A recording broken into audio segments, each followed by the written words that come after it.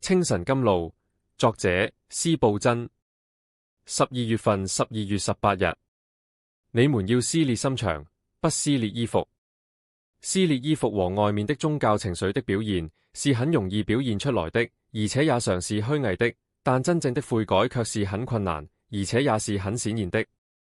人們常願作一些最繁多而瑣碎的宗教儀式，因為這些事情能使肉體滿足，但真實地相信卻很不合屬肉體之人的口味，因為那太卑屈、太扎心、太徹底了。他們寧願喜歡一些浮誇、虛幻和俗世的事。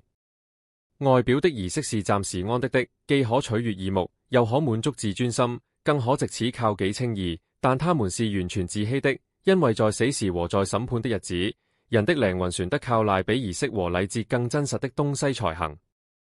若無真實的敬虔，一切宗教的儀式都是完全虛空的；若無誠心，一切敬拜的形式都是虛偽的，並且也是冒怆了天上的神。撕裂心腸是神所成就的事，並且也能深深地感到，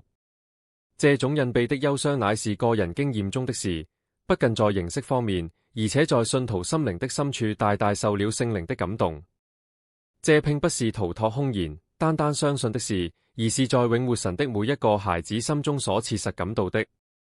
大大謙卑，完全除罪，然後便可嘗到恩惠的甜蜜之味，這是高傲的人所不能領受到的。這因乃是特特分別歸於神的選民，並單單足於他們。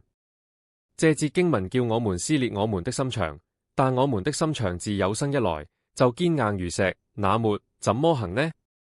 我們要把我們的心腸帶到十字架下，救主死時大聲一喊，磐石為之震裂，他的聲音現在也能撕裂我們的心腸。聖靈啊，願你使我聽到耶穌死時的呼喊，好使我們的心腸裂開，正像人在悲哀之日撕裂自己的衣服一樣。